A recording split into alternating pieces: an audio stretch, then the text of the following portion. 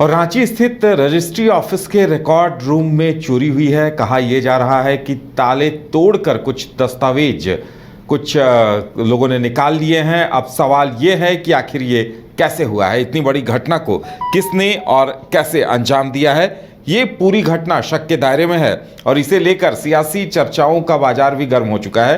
कहा यह जा रहा है कि ईडी जिस जमीन घोटाले की जांच कर रही थी उसी के दस्तावेज गायब हुए हैं वहां से, और इसे लेकर अपने आप में एक बड़ा सवाल उठ रहा है कि आखिर ये कैसे संभव हुआ है।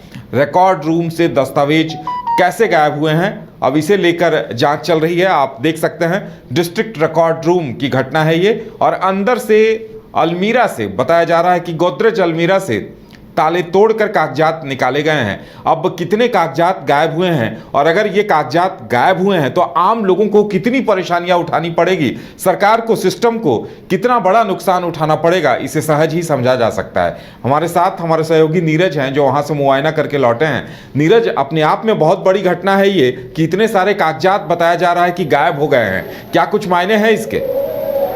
देखिए, पूरा मामला कहीं ना कहीं ईडी की जांच से जोड़कर देखा जा रहा है, क्योंकि ज़मीन घोटाले की मामले की जांच जो है ईडी कर रही है। और चेसायर होम की बात कर लूँ या फिर सेना के ज़मीन का जो घोटाला हुआ था, उसके बाद जो पूर्व मुख्यमंत्री हेमंत सोरेन से जुड़ा हुआ मामला है, बड़गाय अंचल के अंतर्गत 8.5 एकड़ के ज़मीन जो है उससे जुड़ा मामला भी जो है जिसकी जाँच ईडी की टीम कर रही है।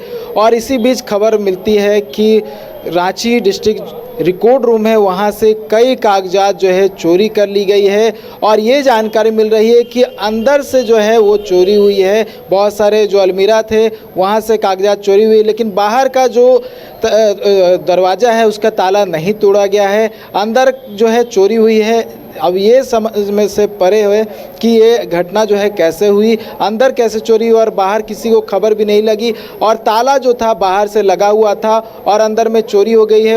हालांकि हम जो आसपास के जो इलाके थे वहाँ हम घूम रहे थे तो बाहर हमें देखने को मिला कि एक सीढ़ी लगा हुआ, तो हो सकता है कि उस सीढ़ी के माध्यम से जो है चोर ऊपर गए और ऊपर से कोई रास्ता हो और वहाँ से कागजात की चोरी हुई हो। लेकिन वो जाँच का विषय है, पुलिस मामले की भी जाँच कर रही है और पुलिस जाँच के बाद जो है पूरे मामले का खुलासा होगा। लेकिन पूरा मामला जो है ज़मीन घोटाले से जोड़कर देखा जा रहा है, और ये भी कहा जा रहा है कि जब वहाँ पर पुलिस जांच करने के लिए पहुँची और ये बात की जानकारी लेने की कोशिश की कि वहाँ पे जो तैनात रहने वाले कर्मचारी है वो कहाँ पर है, तब उन्हें स्पष्ट जानकारी नहीं मिली। ये कहा जा रहा है कि वो जो कर्मचारी हैं फिलहाल नहीं है, या फिर कह सकते हैं संपर्क नहीं हो पा रहा है। तो ये कहा जा रहा है कि अंडरग्राउंड है, जो कर्मचारी जो अंदर काम करते हैं ये अंडरग्राउंड बताया जा रहा है। और पुलिस कहीं ना कहीं उन लोगों को खोजने में लगी हुई है और मामले का जांच जो है अभी चल रहा है। तो देखिए, बड़ा सवाल जो है वो खड़ा हो रहा है, क्योंकि ईडी पूरे मामले की जाँच कर रही है और बहुत सारे रिकॉर्ड जो थे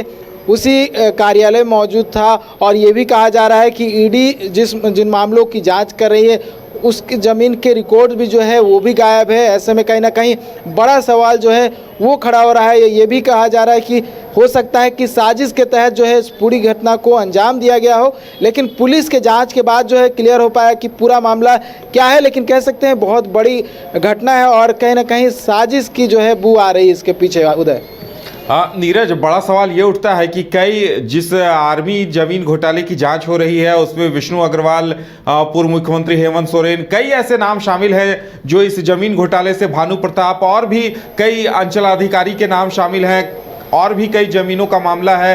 एक खाता नंबर 119 का मामला है जो हेहल मौजा में स्थित है। तो ऐसे कई जमीन को लेकर जांच चल रही है और उसके बावजूद ये घटना हुई है, तो कहीं न कहीं शक तो इन तमाम चीज़ों पर खड़ा हो रहा होगा, उठ रहा होगा। बिल्कुल, देखिए, जिस तरह से मैंने कहा कि बहुत सारे मामलों की जांच जो है ईडी की टीम कर रही है। 3 मामले जो थे जो कि अभी उजागर हुआ था, जिस मामले में जांच जो है अभी भी जारी है। और बीते 30 मार्च को ईडी ने चार्जशीट भी दाखिल किया है रांची के पीएमएलए कोर्ट में, और कोर्ट ने इस मामले में संज्ञान भी लिया है और 3 और लोगों को जो है समन भेजा है। 2 लोग ऑलरेडी जेल में बंद हैं और ऐसे में ये बड़ी घटना हो जाती है तो कहीं ना कहीं सवाल जो है वो खड़ा हो रहा है और कह सकते हैं कि कहीं ना कहीं इस पूरे मामले से, इस चोरी से जो है ईडी के जांच में जो है असर देखने को मिल सकता है, क्योंकि चेसायर होम की ज़मीन का जो जिस तरह से मैंने मामला बताया, उसके बाद सेना की ज़मीन का घोटाले का मामले मैंने बताया, फिर